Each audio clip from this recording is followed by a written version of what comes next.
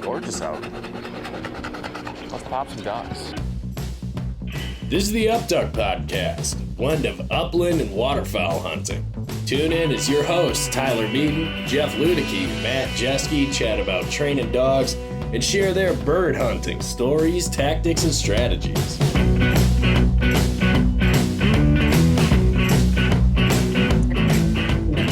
Did you hear it that time, Jeff? No, still never hear it. Matt, did you hear it? Yeah. Okay. All right. I'll hear it about half hour in. Okay. All right, gentlemen, what's happened tonight? Nothing tonight. Nothing? I was waiting for Matt to answer, but No. No, nothing. Same old, huh? We are just live. We're a lively bunch here at the end of March. I am still unpacking from the show this last weekend and trying to fulfill a bunch of pre-orders that went through. So Why are you unpacking? There you go. Why are you unpacking? You sold all your crap, Jeff. Not crap, all of your product. Sorry. I sold all of my product. Some people might call it crap. That's okay. But yeah, I got to unload all the other stuff, all the display stuff and all the random junk that just got thrown into bins when I was packing up. So a little disorganized, but we're getting there and we're back to printing more products. So Okay, it's good. Yeah, It's good. I'm unpacked. I've got went to the bank already. Went to UPS. Spent like $400 shipping our stuff back to our 3PL. So that was awesome. I definitely went to the bank too. I got to get that. You got to get the cash flow back in there so you can buy more stuff to make more products. It's never ending. It is wild to me. This always fascinates me, right? You go to like a consumer facing trade show, the amount of people who just carry cash. It's wild. It blows my mind every single year. I can never get over it. And a lot of them have $100 bills. It's Correct. like, I don't know the last time I had a $100 bill in my wallet, but It's true. take it. Matt, when What? you go to the Wisconsin Waterfowl Expo, do you carry cash or do you carry card? I think I had cash on hand last time. You never know. Okay. All right. You never know. Not gonna have to scramble to find an ATM for something. Okay. All right. Well, see, then you take the Never know. cash out. You have a little bit of a budget. You don't really necessarily need to explain to the That's Jeff's nailing potentially it right if your there. wife does the finances, you don't Yep. have to really explain where it went and justify it. It's just like, I had a couple $100 and don't worry about what I used it on. That's fair. That is why people are carrying cash. Yes. Tyler's really Yes. actually genuinely Yes. confused. That is why. That's fair. I would prefer if they just. Perfect. I would just prefer if they carried a card and they just swiped without thinking and spent more. But no, that works too. No, I get it. Yeah. I totally get it. Anyway, speaking of budgets and cash, let's segue and bring on our guest tonight. I don't know how that segue makes any sense at all, but we're just going to go for it. He is a man of many talents, which he's going to tell us about here very shortly here.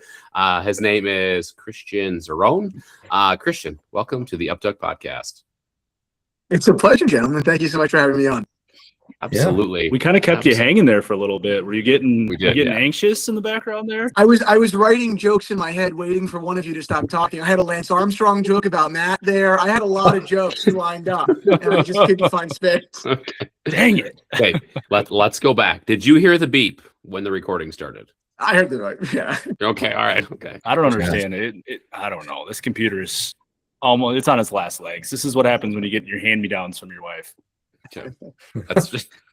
That's My last 3 computers were her old computers, so let's just leave it at that. okay. All right. There's a lot to unpack with that, Jeff. We're Yeah. gonna park that to the side here. So All right, perfect. Christian, we are excited to have you. I know you and I chatted last week for about 20 minutes, and I was very giddy after I hung up the phone or pressed the button on my new Meta glasses, which I'm also like nerding out about. Anyway, the way we start things, we want to know just a little bit about yourself. So tell us where you're located. Tell us what you do. Yeah, I'm a New Jersey guy. I grew up about 40 minutes outside of Manhattan. Grew up in a very kind of normal suburban, environment, but it's an environment that's so removed from the outdoors, right? I mean, if you ask someone from Brooklyn or Staten Island or the Bronx if I live in the outdoors, they would say that I lived in Wyoming, right? But the reality is that with any real perspective, I mean, pretty small lots. They may be, suburbia and beautiful New Jersey, but we don't know any hunters. We don't know people that go on hikes nonetheless, look for whitetail or have ever even seen an elk or talked about an elk, right? Really away from the culture. I grew up, loving clothing, loving Ralph Lauren, loving Americana. Loving Americana is in and of itself, controversial where I live, right? Even the idea of like loving Americana is not so generally appealing, but I loved it. And even though I really didn't have any, exposure to, the outdoors or to, that kind of lifestyle, I always fantasized about it. A buddy took me hunting 2 or 3 months ago for duck down in Louisiana. And that was it. I mean, literally, the first time I picked up a 12 gauge, I was like, "Yeah, this is it. I guess this is who I am now, and nothing else matters." And that's it. 3 months later, I actually still feel that way. So that's it. All right, so we're gonna unpack that. Yeah, we're gonna dive deep and unpack that here. But yeah, I said you were a man of many talents. Just like right, you already segued and right into the outdoor space. So we're like, tell us about all the different things you do, because you do a lot of different stuff. Yeah. So, long story short, I started a vintage watch retail company when I was in college. That was 11 years ago. I'm 30 now. I still own that company. That company has been through so much. We went from strictly, retail. So I was buying vintage Rolexes, marketing them, taking photos, doing YouTube videos and selling them for more money than I bought them for. Very straightforward business. I did that for, 5 or 6 years. And then I got a taste for media. I really liked, making basically content funnels, right? Selling product. So I decided to kind of branch that off, spin off that kind of talent. And instead of just using it to sell my own watches, spin it off and brand it and pitch it to real brands, enterprise level brands at the time, just in the watch space. So Omega, Rolex, Longines, all these companies, and, start a marketing firm. So, I did that, which was bizarre. And it started to go well. I mean, honestly, it wasn't easy getting off the ground. I had to do some projects for free and I lost money, but I built that portfolio. And then from there, I spun that off into a larger kind of firm where, at this point, our portfolio is like 90% outside of the watch industry. So we do a lot of, messaging and storytelling in healthcare, in finance, and law, all over the place. I love watches. Luxury watches are certainly an interest of mine, but from a business point of view, they're not driving, most of our revenue. The last note there is I still do have and operate the Instagram account for that watch business. And that Instagram account is how I started posting videos about hunting. And now the account is about half about hunting. So, there are a couple of people on Instagram that are a little bit pissed off that I, abandoned them or did a rug pull on the content. But, my explanation, and I've been answering just about every comment that I can, my explanation has been, hey guys, I've been making videos on YouTube since I'm in college, since 11 years from now, I'm making videos. And from day one, yes, watches were the main subject. Sure. But it is well established that this channel was always about my interest in things, whether it was cars or cigars or wine or my relationship with my dad, which played a really big part in our content strategy from day one. Like, it was just, what is Christian interested in? How does Christian look at things? For worse, by the way. Like, I clearly was wrong a million times, okay? So the way that I've kind of sold it back to the audience is, this really shouldn't be surprising. I have a new interest now. It's a new era in life. And frankly, if you've been watching, it's not that surprising that I got into, the outdoors and it's not that surprising, so this is how we found ourselves here on this podcast. No, I think that's great. I'm a big fan of Gary Vaynerchuk, right? Gary V, right? Talks about, right, make content about the things that you're passionate about, right? So, right. His sister was my teacher in school. I mean, I grew up miles from my library. I mean, I grew up in the shadow of Gary Vaynerchuk, literally. That's wild. Yeah. I'm going to probably text you a billion questions after we wrap this up. Yeah. But right, the thing is that, right, 11 years ago, you started, right, that page, right, that YouTube channel.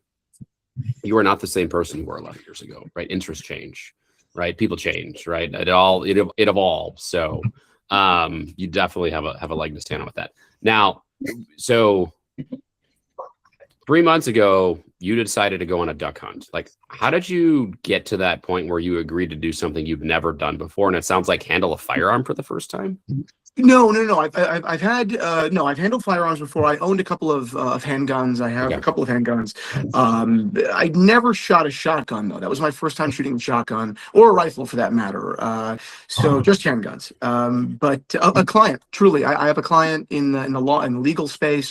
They're the CEO of a very large law firm for personal injury, and he's a guy that we share a lot of personal interests, luxury things, and he kind of said, hey, if you're willing, we got this opportunity, let's go.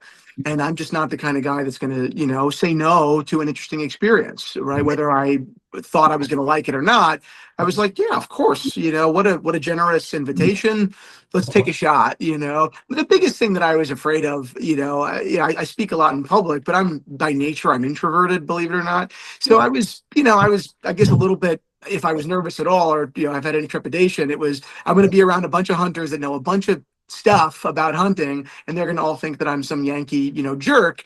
No matter how nice I am, I was afraid I was going to kind of get made fun of, in like a strange land, But they were all so nice, and like I didn't go in obviously as ever with like an ego, and they were so welcoming, man. It was unbelievable, and that was like my first, I think, like real firsthand like taste experience with folks that love the outdoors. They were the opposite of what a New Jersey suburban elitist would think that they were. And that was it for me.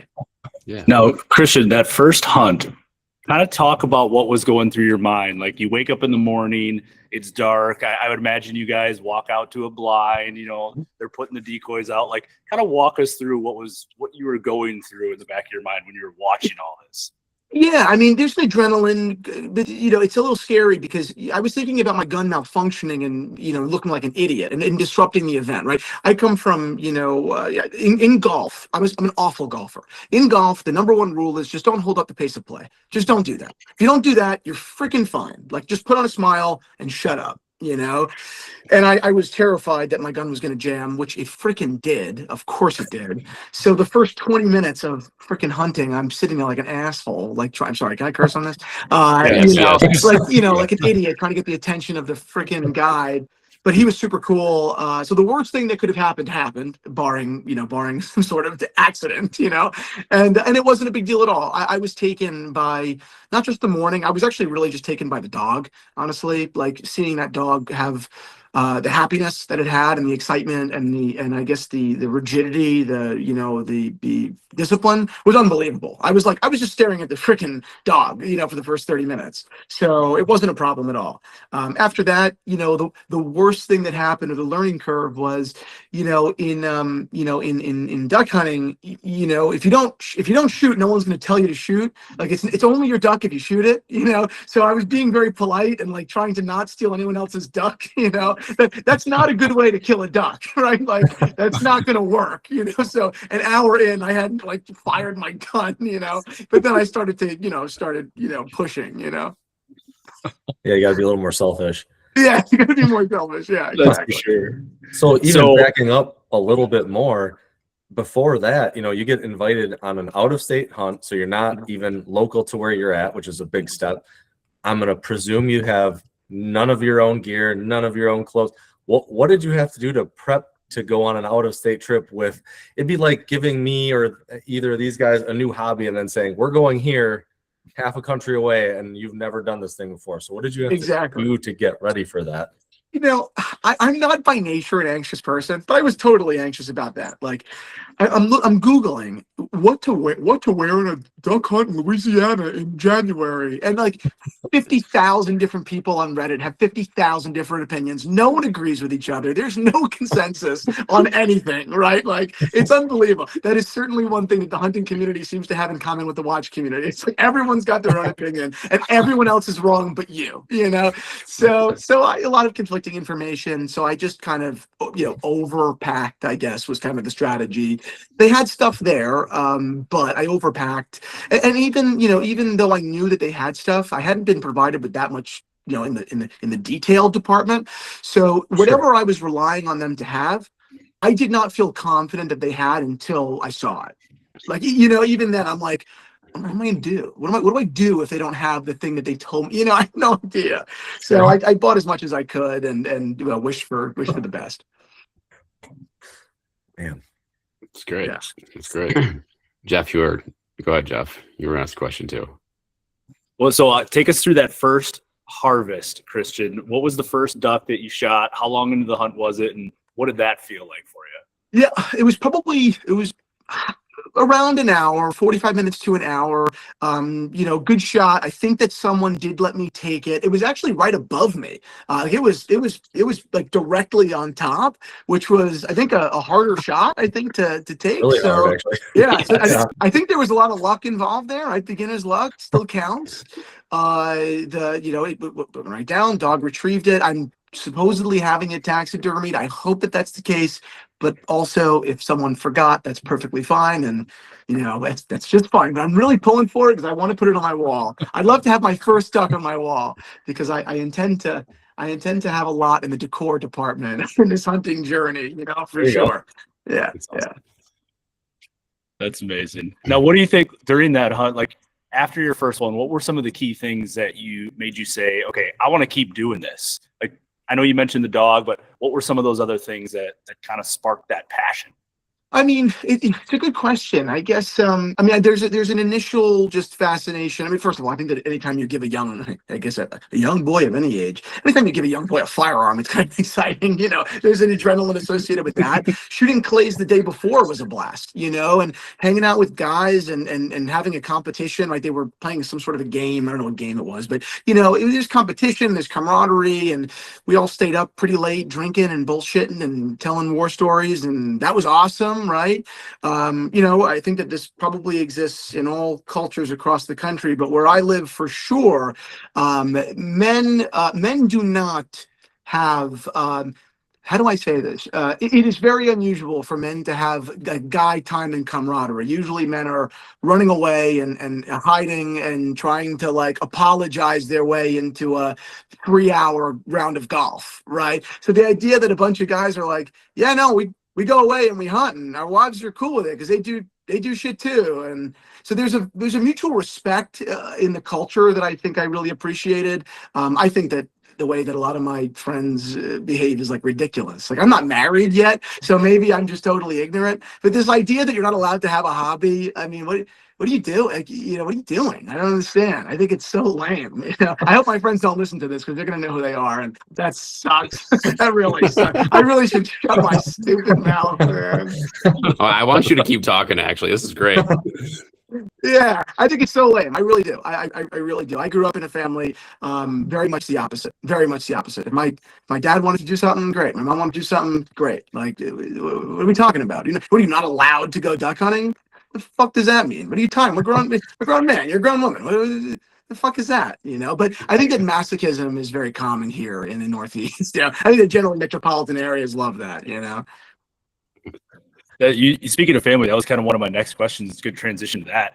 Have you gotten a lot of pushback from family and friends? And I know you mentioned that on social media that some people were a little disappointed, but I know there's a lot of people out there that don't necessarily like hunting and all the things that go with it. But have you ran into any of that with this new thing of yours? No. I mean, to be totally fair, no. My family, awesome. I mean, they think it's hysterical. They just think it's hysterical. The last time I said I was into something was entrepreneurship, and I did that, so I don't think they doubt it by any means. So they love it. They think it's awesome. They think it's great. With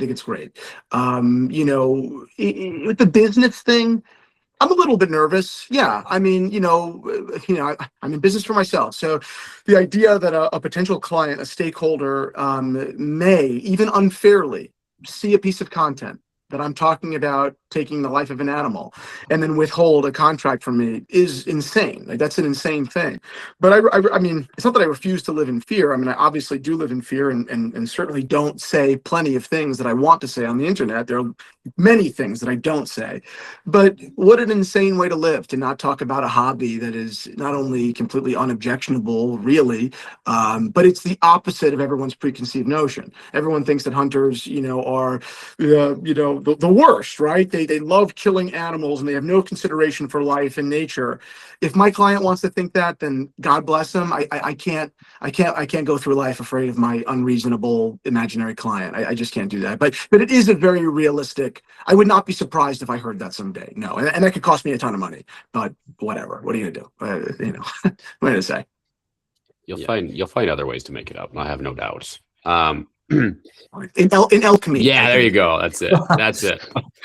Just share some of your harvest with these folks, right? Just send them some sticks. Send them Exactly. some sticks. So right, you mentioned that preconceived notion. Did you have any preconceived notions heading into this hunt? Personally, no, of course not. The opposite. In fact, I mean, I always, no, not at all. I mean, I had no exposure to hunting even on social media. I mean, I wasn't in the hunting. I mean, I wasn't getting served those videos by any means. And plenty of things surprised me about the hunting community for sure. But no, I never thought that they were the people that they were painted out to be in metropolitan areas. I just, I'm surprised how quickly, they kind of accepted me. That's for sure. But no, I didn't think that they were going to be, rude, or I didn't think they were going to be evil, or I didn't think they were going to have any, no consideration for nature. I always assumed it was the opposite, and everyone around me was just, being ignorant. So your feed must have really changed then, because I went back and watched some of the videos. I think the first video I saw of yours was maybe right after one of the first hunts, and you were talking about how expensive everything for hunting was, and that came across my feed somehow, and I thought it was hilarious. And then I went back and watched some today. One of your first ones, like sitting out having a Miller Lite in the morning or whatever you said, like after the hunt or whatever. And some of the comments from very well-known people in the industry, like, have you been surprised by how fast that went? Because I'm talking like world champion goose callers and the biggest brands in the industry are commenting on your stuff like relatively fast. Because it's been 3 months ish. Yeah, I got really lucky. I mean, that was a really sincere piece of content. So, in a way, that's how you make, that's how you kind of get lightning in the bottle. But that was totally luck. I mean, if my client had called me in that moment and been like, "Yo, we're all having a beer," I wouldn't have recorded the video, and then that would have been it. So it was totally luck, to be honest with you, 100%. But at the time, the views were a lot. It got like 800,000 views or something, so that was a lot. But it was the comments. The comments were great, and it totally, I think, solidified my okay, this is not a weekend thing. I think I'm going to go home and actually start doing it. I'm going to go buy the stuff and now book more trips, Awesome. It's awesome. Jeff, you look like you have a question. So, Christian, when you got back, take us through like some of the stuff that you bought. What were some of the first things that you were like, all right, I got to have this. This is coming home with me. And like, was it just this massive shopping spree, or were you kind of picking and choosing what you bought and really? No, it was like a massive information like consumption spree. Like I was answering so many DMs. I never. I've been on social media for 11 years. I never gave out my phone number like ever. I'd never do that. It's insane. And I was just giving my phone number to these stranger hunting people, like just strangers. I was like, if you ever, they were like offering information, and I was like, Instagram's not the venue for this. If you ever actually want to talk about this, and there's no obligation at all, and I completely understand if you don't, but if you ever do, please call me here. I will talk to you. And that's it. I just took phone call after phone call after phone call, and people started steering me in the right direction. They're like, okay, you need a waterfowl gun, you need a pheasant gun, and then not everyone likes deer, but if you do like deer, like you need to, or elk or whatever, like. And I just kept consuming the information. So I quickly, bought my first, upland gun. I bought a Rosini. It's great. I love it. I bought a waterfowl gun. I bought a Benelli. I love it. And now I'm in the process of buying my first rifle, which I don't know what it's going to be yet, but we're gonna find out, I guess. That's awesome. I can only imagine how overwhelming that must have been for you. Just this brand new From thing, scratch. and then all of a sudden everyone is giving you their opinions on what to buy and this and that. Totally. And I know that one, I'm new to it, and two, I'm approaching it with kind of like a funny, kind of like goofy personality. So like, I'm totally a mark for like people to like try to get me to spend way too much money and like look like a jerk. You know what I mean? Like, I'm like exactly who you want to sell something to, like to a T, I have no point of references. I don't know anything. So I don't know what a pair of waders is supposed to cost. I have no idea. Not a clue. I don't want the bad one. So what is it? I have no idea. So yeah, I mean, even binoculars, scopes, I have no idea, so, and I'm very honest about it. I'm not pretending to not. So people naturally, people, how about this? A lot of people reached out and offered to, guide me through certain hunting experiences. And a lot of people like did, but then tried to like sell me really expensive experiences like really quickly. So, we're having a friendly conversation and now you want like a lot of money.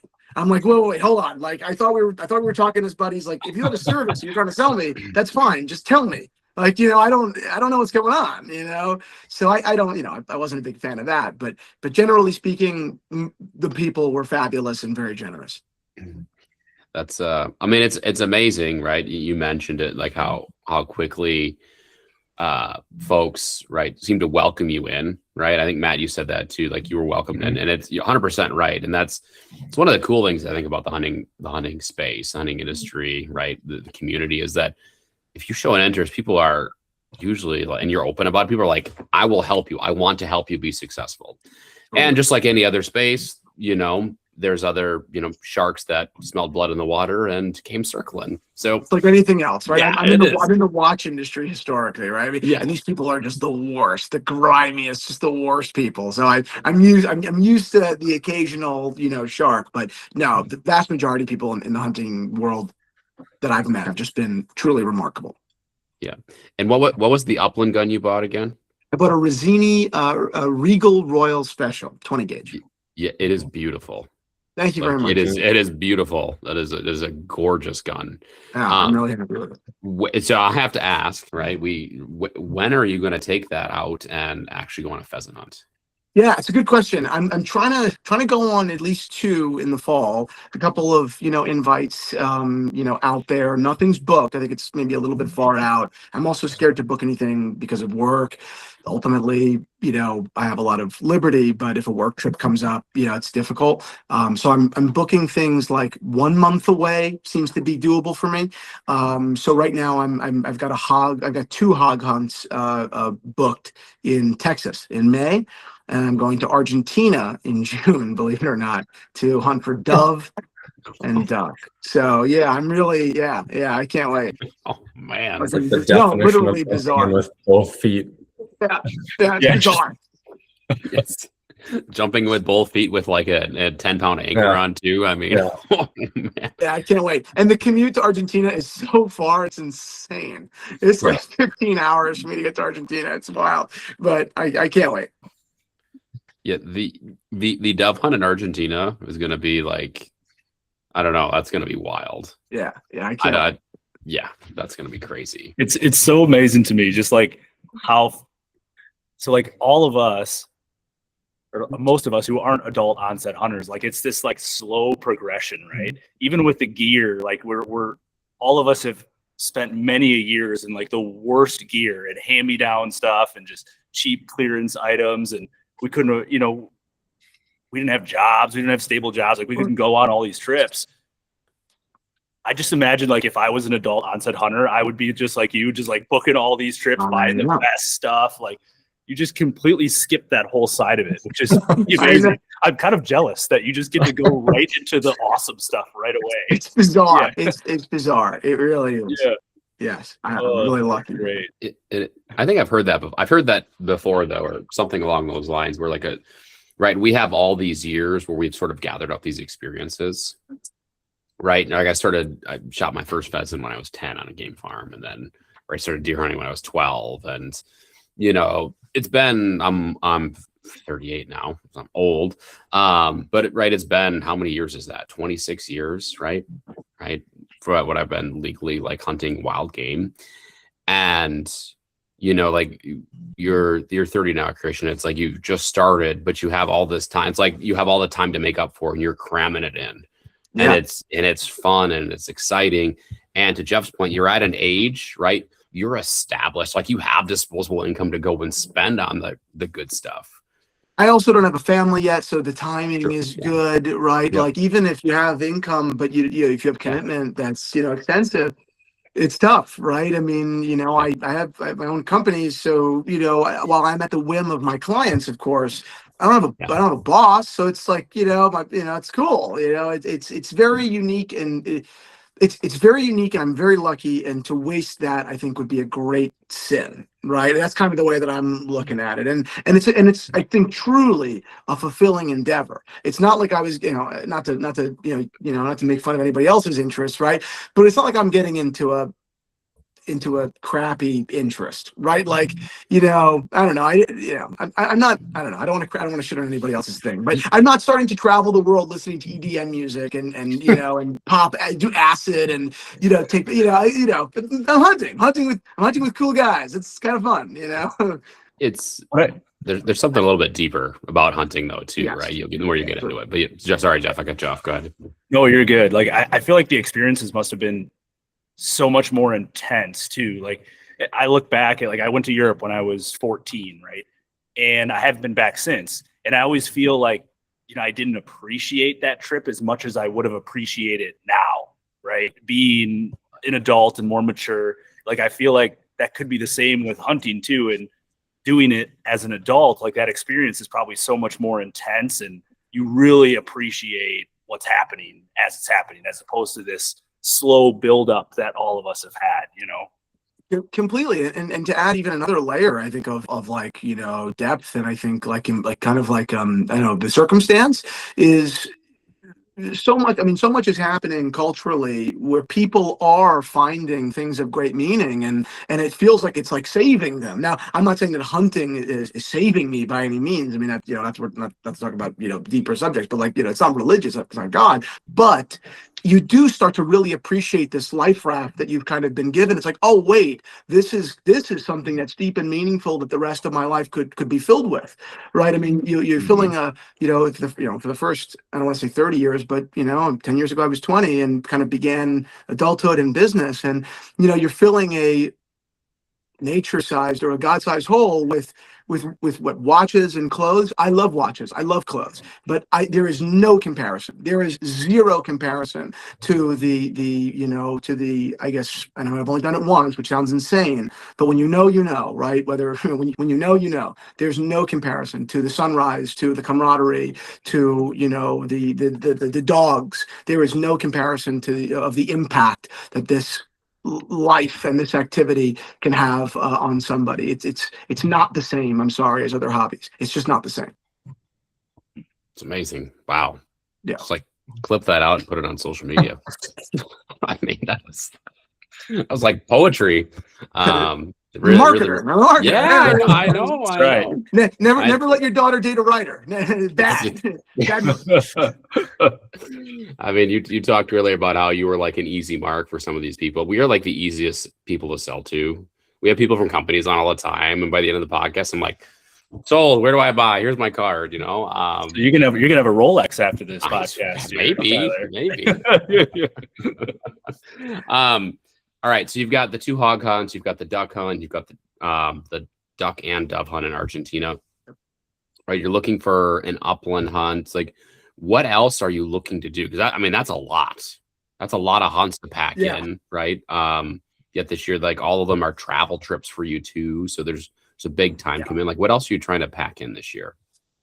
I have met some cool people in New Jersey that I'm going to duck hunt with on the water, actually, out of Barnegat Bay. I'm really excited about that. That's going to be amazing. It's important, I think, to have a couple of things in my backyard, right? Relatively speaking. I also got my I don't know if it's permit or whatever for turkey in the Pine Barrens of New Jersey for the first 2 weeks of May. So I'm doing that as well, 1 or 2 days. So looking forward to that. It's gonna be like right before and right after the freaking hog hunts, which is ridiculous. I know, it's crazy. But really, I mean, my next thing, which I know sounds crazy, but I really am looking to buy a rifle, and I want to kind of begin the American game journey, up and down the gamut, really. And I'm discovering fairly quickly that there's kind of no right answer to like what rifle do you buy. I'm learning that quickly. That apparently you need a couple, and that sucks. So awesome, So that's really fucking great, It's cool. You guys suck. It's like the worst hobby. I'm freaking fortune. It's not cheap. But I mean, it was new gun day today. Like, you're just going to have a lot of new gun That's days. fine. Whatever. And you need a safe, and then you have too many guns for the safe, and you need a Yes. bigger safe, and it just keeps I snowballing. know, and I'm trying to be careful. I know it sounds so opposite of everything I'm talking about, but I really try to be careful, and I give this advice all the time in the watch industry, where I am kind of I am what people are to me here. I am to people in the watch industry. I try and help to guide them, and I'm always trying to make them feel like they don't need to own everything, and it's okay. Just because you have an impulse to buy something doesn't mean that you need to do that. In fact, that is unhealthy, and we need to practice control. I'm always telling people that. So I really am trying to practice that myself in this new hobby. We will see if I succeed. We will see. Yeah, best of luck. Hunters aren't the Yeah, greatest good luck at with that. that. Yeah. Especially waterfowl hunters. We don't have too much impulse control. I'm screwed. All right. Yeah, It's especially your emails start filling up with all the sales, and it's bad. That. it's not good. Waterfowl.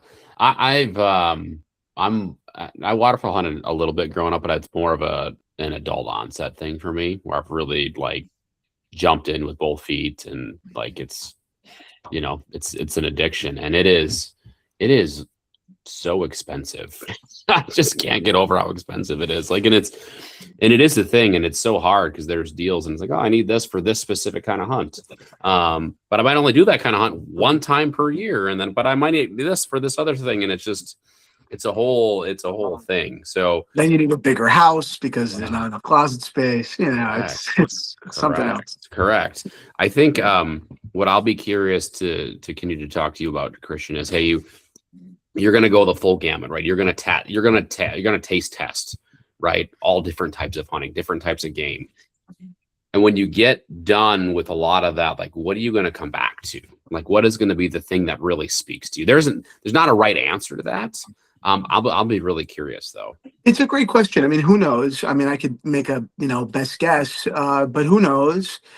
What I think more like broadly, that, and we'll see, would be that I would make some good friends and contacts in all of these different little things, and those friends or those people or those places would kind of, for lack of a better word, like keep me accountable to continue to do even a sort of hunting that maybe isn't my favorite, because I enjoy that place and that person. That sounds like me. That sounds like something that I would do. I don't love Riesling, but I have friends that I drink Riesling with. Like that's kind of how I feel. That is an amazing analogy. Yeah. Also, I will say this is like episode 124-ish. It's probably the first wine analogy that we've had on this podcast. Certainly. It's amazing, but it's spot on. It is spot on.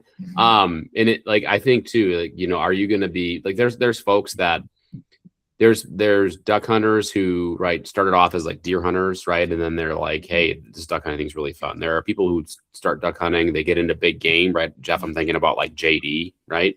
Who we've gone duck hunting with, and he is like all in on chasing giant whitetail. Like where, like what really speaks to you? And while you may still go and do other things, because I deer hunt, right? I pheasant hunt, I duck hunt, right? I do a lot of it. Is there one that really always pulls you back and becomes your favorite?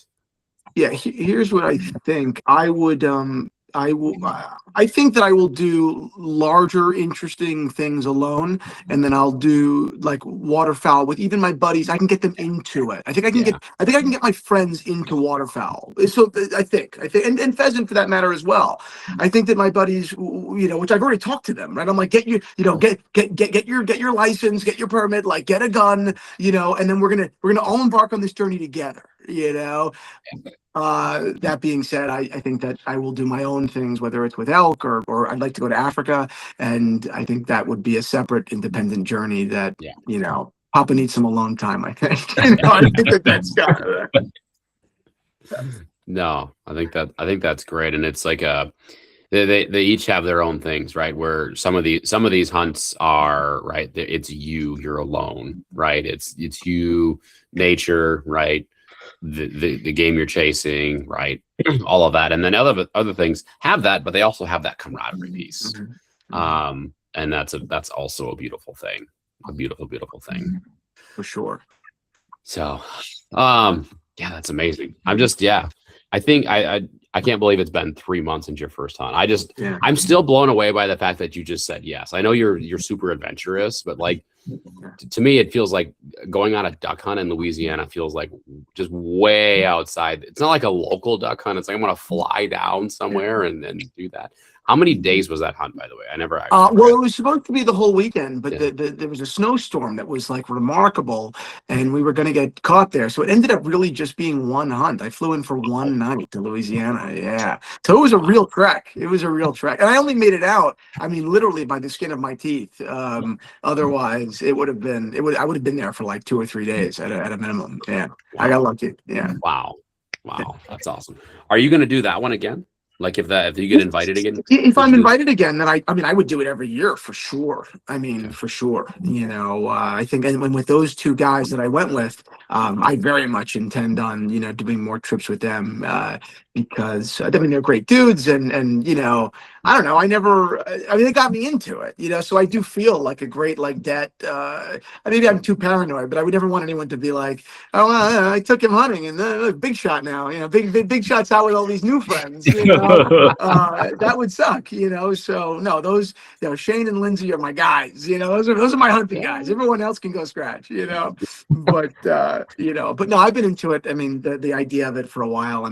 I was a big Hemingway guy growing up, so the first time I read The Short and Happy Life of Francis McCumber, I don't know if you guys have ever read that. I don't know if it's popular in the hunting world. Have you ever read that before?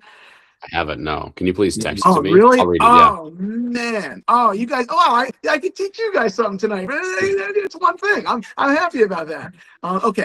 Read The Short and Happy Life of Francis McCumber. It's an unbelievable short story by Ernest Hemingway. It's like 30 pages. Don't even put it down. Just go through it. I don't know if you drink, but pour a bourbon and read it. It's unbelievable. It's essentially it's about a couple, an American couple on safari in Africa, and I'm not going to give anything away, but it ultimately is about reclaiming your masculinity, which is an interesting, topic that I think that a lot of people in the evolved Western world can relate to, right? I think we are largely, particularly if you live in a metropolitan, civilized place, you become neutered, I think, very largely by culture. Clearly, Hemingway agreed with that, and the idea was a man's journey to reclaim his balls, for lack of a better word. And it's a remarkable short story. You will absolutely love it. Absolutely love it. I think I can handle 30 pages. I don't read a lot of books, man. Yeah, Jeff. That might take him a year, but he'll get through it. I can do that. Oh man, your heart will be racing. We might need to shepherd Jeff through this, Matt. Yeah. It is an audiobook, Jeff. You can get we'll do another podcast next week where I just read you the 30 pages. Hey, we can do that. There it is. Part 2. You just record it for me and I'll listen to it like an audiobook. It's Christian, so Matt and I we had, what was it, the Daily Dad or the Daily Stoic? Yeah. Daily Dad. Right, by Ryan Holiday. I don't know if you follow Ryan Holiday. I haven't, no. He's the guy who's brought Stoicism back into sort of like a modern. He has like a modern take on Stoicism. Very, very good stuff. Love his perspective on things. and right, focusing on what you can control, this and that. But he's taken that and applied it to parenting. So for Matt and I, he has one, it's called the Daily Dad, and it's daily, we call it meditations, daily meditations, right? They're like 1 to 2 pages. I think, Jeff, how many did you make? The average would be about 1 page. Yeah. Well, so the problem was you're supposed to do it like once a day, right? And Yeah. I would just, I'd fall a couple days behind, and then it was like, oh, well, crap, now I need to read 3 pages. And then I would fall like a week behind. I'm like, well, crap, now I got to read 8 pages. Like, I can't do this. And I got so Make it out overwhelmed. of January. You're like, I this just- stoicism shit is bullshit. Yeah, I Marcus just- Aurelius was a schmuck. I couldn't do it. I think I lasted like a week. It's just like this. I can't do it anymore.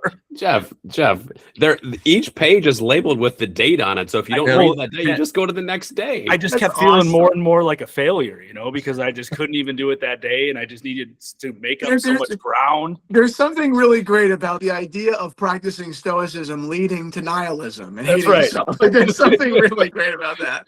Oh my gosh, it was terrible. I gave it to a buddy of mine now. I don't even have it in the house anymore. I can't do it. You That's gave it awesome. away? Maybe it'll come back around at some point. I don't know. That's Oh. awesome. That's great. I could do an audiobook though. The audiobooks I might need to get into a little bit more. I got you. I'll give you my phone number. I Call can me do anytime. that. I'll read There it we to you. go. Yeah. Jeff, the problem is you live like 5 minutes from your work. It's not like you have a long commute. I know I'd get through a couple pages. That'd be about it. Yeah, at best. Yes. That's how I am. Yes. Well, then Now, I want to stay on that topic real quick. If you're into that, have you read anything else in the last 3 months, hunting related, or So anything the- Teddy Roosevelt, or like? Okay. Now that you're talking about that, so the man. First of all, I need Come on. recommendations. I really do. I read. I read. But I've not read any. I read The Road, by Cormac McCarthy, and I read the Hemingway stuff. I read a couple of those. I read those when I was in college, though, so it's just rereading. But no, apart from The Road, which isn't the hunting, but it's an outdoorsy kind of speaking to God kind of apocalypse. No, the answer is no, and I really need referrals. Really. Sure. Okay. Yeah, I mean, I was just Yeah. thinking offhand, you're talking about African safaris and big game. I mean, all the Jim Corbett books, I read those a couple of years ago. I mean, it talks about, I think it was in the early 1900s, about basically hunting man-eating tigers in India, in the British Empire and stuff. And it's all his journaling about basically being called into the area to take care of it. It's super fascinating. Just thinking that like 100 years ago, that was an actual problem, right? People 100%. being pulled away by man-eating tigers and things. It's Pretty amazing. interesting. Yeah. Oh yeah, I'll definitely read them. Thank you. Absolutely. Yeah. No, Yeah. Christian, I kind of want to dive into a little bit of wild game food. Now, how much exposure have you had to wild game and eating wild game before that, even after your hunt years? I mean, good question.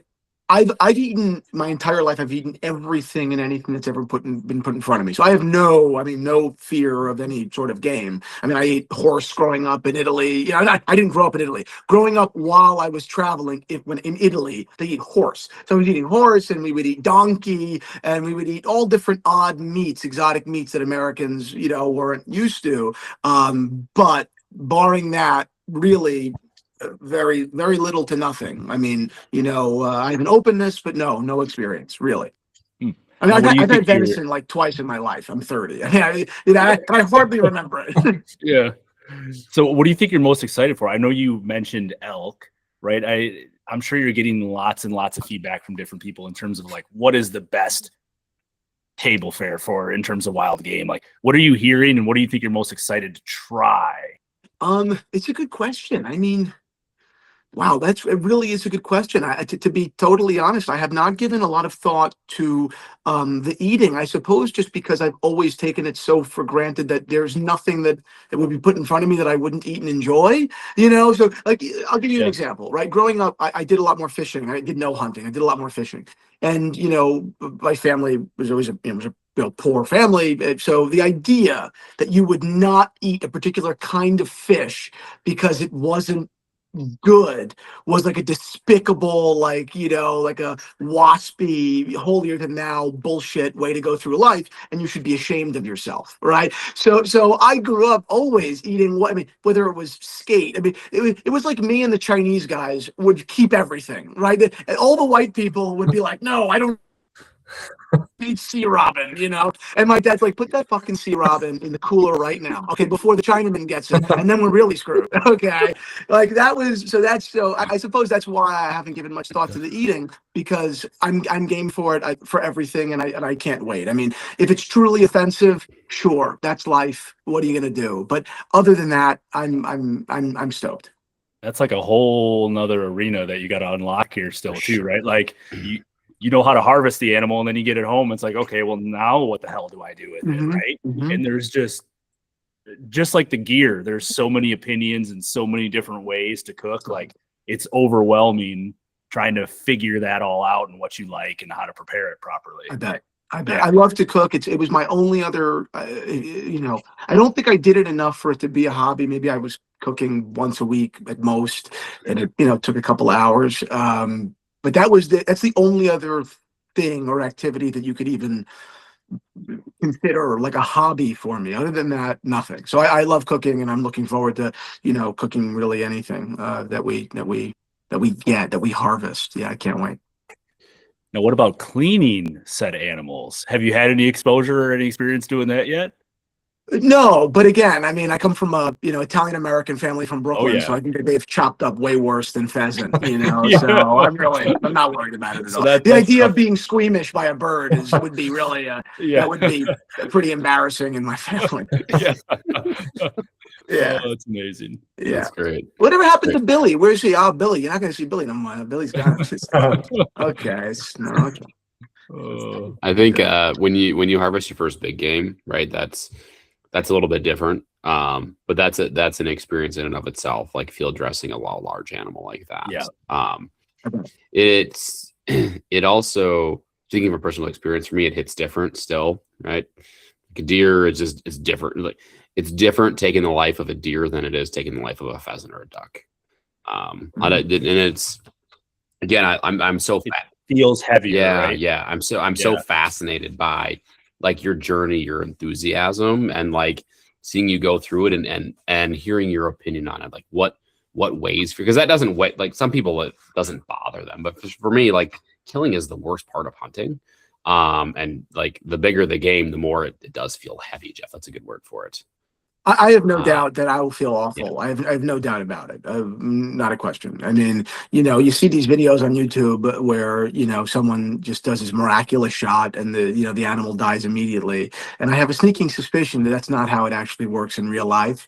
And it can be rather horrible, particularly for someone that's new. Even if you're doing your best to take an ethical shot, I'm sure that I'll mess that up. And I'm certain that it'll weigh on me what that animal had to go through in its dying moments. It's just the way that I kind of look at it and rationalize it is, while it sucks, that shouldn't, I guess it's not a deterrent, right? I mean, if you're not able to take the life of an animal, I don't know if I don't want to sound too dramatic, but everyone that's new to anything gets really hard line about it. It's like, become a fundamentalist very quickly, it's like with anything. It's like someone discovering patriotism for the first time or religion they're like the worst for the first 6 months, but if you're not able to kill an animal, particularly, I don't know, if you're a man, I feel like just shut the fuck up and go eat vegetables. I don't know. Maybe that's really dramatic. And I really know that sounds horrible. I really know that. And I'm sure someone's going to be offended by that. I'm sure. And I don't actually mean it in a very real way. But there's definitely a part of me that, like, on a personal level does feel that way. If I can't stomach taking the life of a deer, then maybe I really am just a, jerk off on social media that should just, like, stick to the fucking phone and and practice at shooting clays. It's it's like poser feeling. Yeah. Well, that feeling just means you respect the animal too, right? Yeah. Like, I feel like we should as hunters have that feeling that it just shows respect, right? We're respecting that animal's life and we're trying to make the most ethical shot possible and make sure the animals don't suffer, right? I mean, that's a great thing that all hunters should have. For sure, and just to taper my remarks. Well, I guess what I really feel is I'm thinking about friends that would never kill an animal, and I guess my objection is not so much to that as it is folks that would object to one killing an animal. That's the real objection, and I know plenty of people like that. I have plenty of friends that wouldn't kill a deer, which I have no feeling, I have no opinion about them, because they would immediately be like, "Oh, that's amazing, you did it! Like, God bless you, I'll get a blast." But I also know a lot of people that would say you're disgusting for doing that. To which I would say, you eat your vegetables. Go eat your kale. Okay, sit down and eat your kale. Okay, and let the men feed the family. Okay. Go eat your vegetables. Clip social media. No, we won't put that one on social media. That's great. All right. Oh man, this is we feel like we've covered a lot, and I'm not like Jeff, Matt. What else? What burning questions do you have for Christian? I would like the book thing. We're gonna hit stop recording. We're gonna talk about books. We'll talk about that after we stop recording. But what else you got for Christian? Now, do you think that you're going to continue? I mean, I know one of your reels was all about wearing a Rolex duck hunting, right?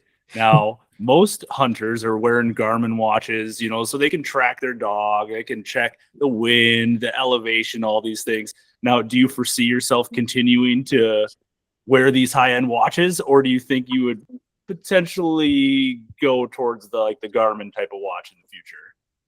If there was a real, short answer, there's definitely part of me that would like to wear a nice watch hunting, whether it's a Rolex or an Omega or whatever, for sure, because I'm very much into watches and I love sort of just adding to the list of experiences that I've had with them. And I love that. And, I love that, back to Hemingway wrote in Old Man in the Sea about his Rolex Oyster Perpetual, right? I mean, I love the idea of putting these things to the test.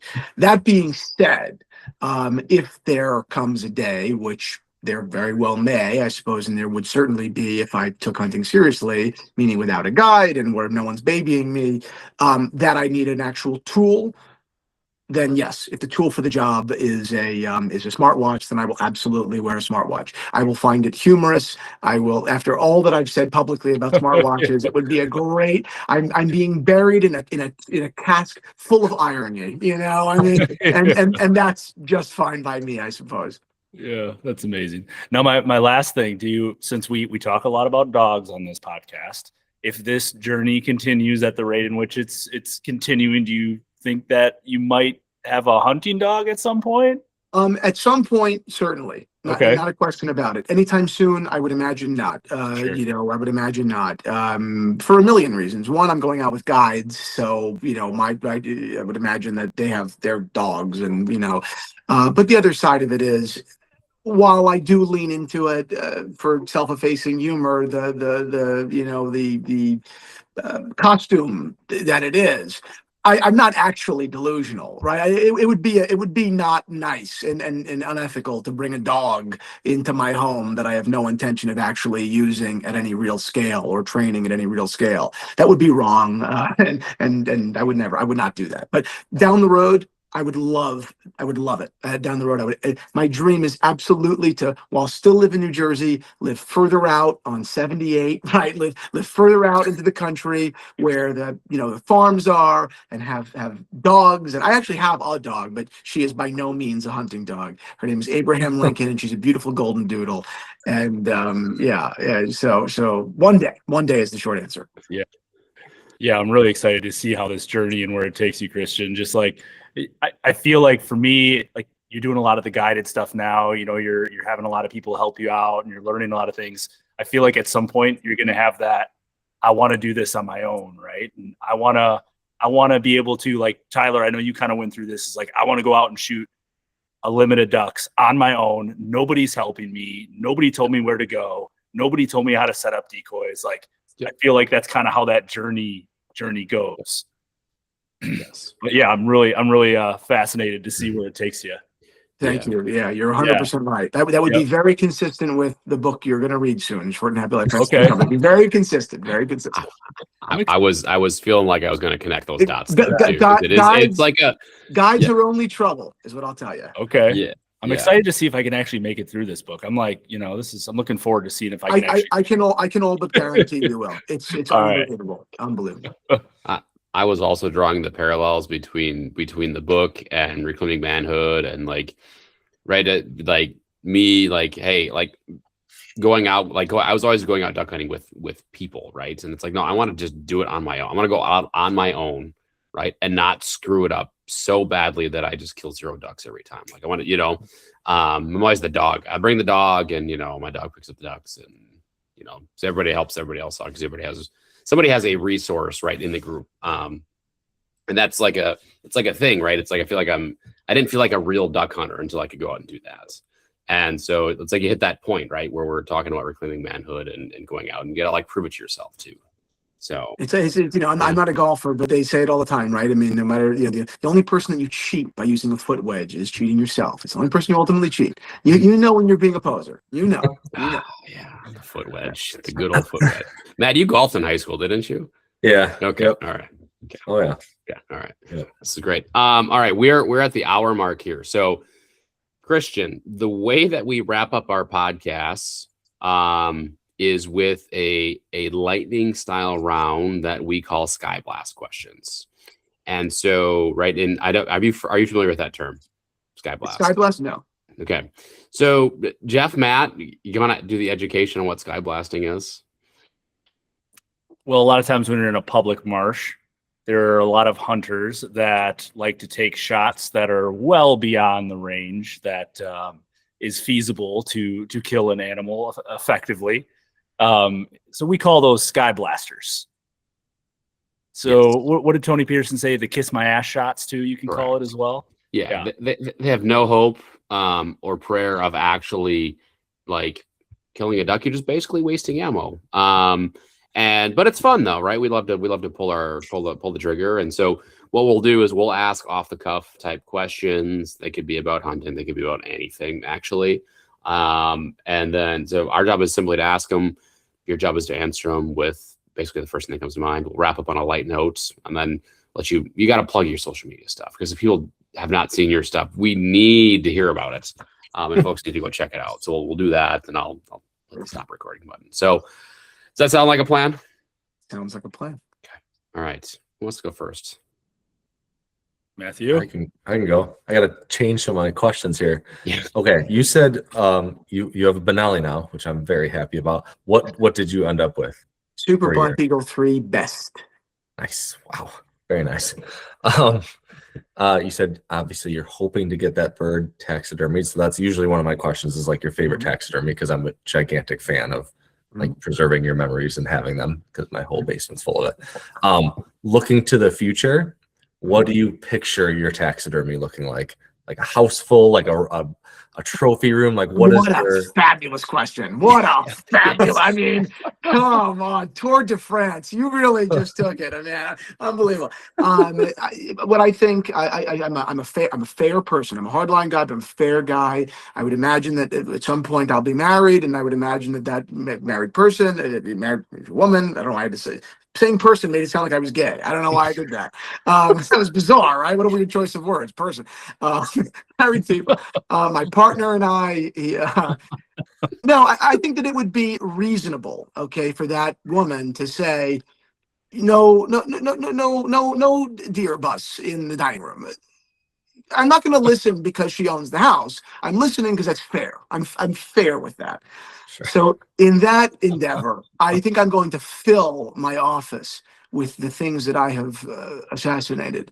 I want, when someone gets into my office, I want the zebra bust. I want everything here. So they're sitting there and I'm like, nice, and I'm friendly and I'm me. And they're like, this fucking guy has killed that. What the fuck does this guy do? It's very unassuming, but you also know I'm a mass murderer. That's kind of what I'm hoping for. Yeah. Love that. Yeah, that's amazing. And then my last one, I got to change up a little bit too, because your bucket list might be quite a bit more extensive than the average that I usually ask that. But in the next year, do you have anything that you're planning out that you're most excited about? I'm excited for you for Argentina, just to be very clear, because of waterfowler, that's all I do. Is there anything else you're thinking about come either next fall or winter time that you're like really looking forward to, or long term, like what's your number one way out in the future? Two answers. One, I'm really looking forward to whatever experience. I would imagine that's going to be a larger game in a place like Colorado or Montana that really pushes me outside of my comfort zone. That's really what I'm looking forward to. I'm looking forward to being like, what the fuck have I gotten myself into? Really, because again, that back to the full cyclical kind of narrative here. That tests your mettle, and the only person you're going to cheat is yourself, and that's it. So that's what I'm really looking forward to. The douchebag answer is I'm looking forward to Africa. I really want to go to Africa this June. So about a year from now, I'd love to go if it works out. I'd love to go. That would be great. I mean, for a million reasons, but that would be and some are shallow. It would be really picturesque, and that would be great. I mean, I would definitely love a photo of me with a zebra, and my grandchildren will look at that and say, "Fucking grandpa was so cool." So deep answer, real answer. Okay, how about that? Oh, that's awesome. I love it. Yeah. All right. Those were my usual questions. All right, I'll go next. So you mentioned zebras a couple times. I know I saw a reel of you showing off your zebra shoes that you had at one point. I know you love zebras. Aside from zebras, what is your favorite African animal? Fabulous question. Good question. I mean, I don't, again, geez, you have to read the book. I would love a buff. Not buff. Can you imagine what a jerk off? I would love a Cape Buffalo. I mean, that would be really special. I want it to nearly kill me. That sounds insane. You also have to remember, to people that are new into hunting, apparently these things can actually kill you. Go figure, right? Apparently. Like the deadliest animal, there's a big five. Apparently dangerous game deal. is actually dangerous. Go figure. So I just want that whole experience where you almost die, and then you kill the animal that almost killed you. Swear that is not lost on me. I swear. I also swear that I'm not even instinctually unafraid. I am instinctually terrified of everything that I'm talking about, by the way. So it's not like, oh, Christian thinks it's a joke. It's in fact the opposite. But yeah, that would pretty much make me the coolest guy. It's not that I know way cooler guys than me. I know guys that do the same thing that like I'm trying to do, except I've been doing it for a while and are incredibly good looking and way richer. And I'm like, wow, fuck that guy, So there's no ego problem here, believe it or not. But yeah, that would be like, kind of a crowning moment of like childhood, fat little poor jerk Christian looking at me now with a buffalo. It's like kind of awesome. Nice. That's amazing. Okay, so this is gonna be a weird one. I hope you're ready for this. So, would you rather face? You guys, here's another. Would you rather one? This is a good one. Would you rather face 10,000 angry mosquitoes or one aggressive raccoon that has confidence issues? What am I on? I would imagine the raccoon. The raccoon. No, you want the raccoon? I mean, the mosquitoes will kill you. I know. I mean, I know that for sure. The mosquitoes will kill you. The raccoon. I could probably. I don't want to sound too cocky. Probably take him out. I could probably take the raccoon bare knuckle. I really think I could. All right. I'd like to see that. And then I get a great hat. Hey, perfect. All right. I like the confidence in that answer. Okay, my last one. You have to sit in there like, this guy has no idea what a raccoon's capable of. What a fucking idiot. This guy could have taken the fucking bugs. Shit. What a schmuck. No comment. All right. My last one. Is there an Italian dish or recipe that you think everyone should try at least once in their life? Oh, it's a great question. I'm pissed right now. I stole it from Tyler. That was my walk-off question. Right there are better dishes than this. There are better dishes. Okay, but I've got to go with an Italian American chicken parm, cooked by someone that really wants to welcome you. Is such a warm, beautiful, unobjectionable meal, and the love is so just obvious when it's served to you. It's not fancy. It's not pretentious. It literally feels like someone's hugging you, and I think that everyone should feel that. If you're gonna have one experience with Italian American cooking, it should feel like hospitality. So chicken parm. That's an amazing answer. All right, Tyler, I'm sorry I stole your last one. That was the one. Comment here. I do love chicken parm, and it has been years since I've had chicken parm. I would love to host you guys. Take a look at my taxidermy. I make a killer chicken parm. Okay. All right. We'll talk after we stop hitting record here. So, okay. First question I ask every single guest here is coffee or energy drinks? Coffee. Although, every once in a while, Red Bull Zero is good at the airport, but coffee. I drink a lot of coffee every day. Black, or do you? Black. I drink Cafe Bustelo Black. Okay. All right. Okay. Yeah. I'm not familiar with Cafe Bustelo. So, it's a lovely. It's a Cuban company, and it's a story about telling communism to go fuck itself. It's great. I'm gonna write it down. I'll try it. I'm a coffee snob, so I like good. Well, I don't know if it's that good. I say snob, but I mean I don't like it. If anybody out listening drinks Folgers, I don't drink Folgers. Sorry, I'm a snob. It's my dad. My dad drinks Folgers. Yeah. So, all right, tacos or pizza? Pizza. Okay. I think I would say, objectively speaking, tacos are better. Tacos require far more, I would say, if we're going to use the word craftsman. I mean, it's a lot harder to make a good taco than it is to make a good pizza, just to be fair. Okay. All right. Favorite book? The Bible. Great answer. Favorite author? John. Hemingway. Hemingway. I thought you might say Hemingway. Okay. Fine. Last book you read? The Road. That was the last book I really read last week. Okay. Okay. All right. Have you ever been to Wisconsin? I have never been to Wisconsin. Okay. We're gonna change that. Gotta change that. We're gonna change that. We are going to change that. All right. And then so now that you're on this journey to becoming a hunter, when do you go out and buy the truck? It's a good one. It's a good question. I don't know. I don't know, man. We'll see. And that would be truly laughable. If I actually went out and bought a truck, that would be something. That would be something. I drive a little green Jaguar, okay, and if I went into a truck, that would be really something. That'd be great. It'd be amazing. I would Yes. want to see the picture of that. Talk about just full transformation. Yes, total transformation, 110. I'll do it for the clicks tomorrow. What the hell? Go rent one. Absolutely, yes. That would be great content fodder there. All right, that's it for me. Christian, before we let you go here, please plug your social media, plug anything you want to plug here, because folks really need to go check out your channel.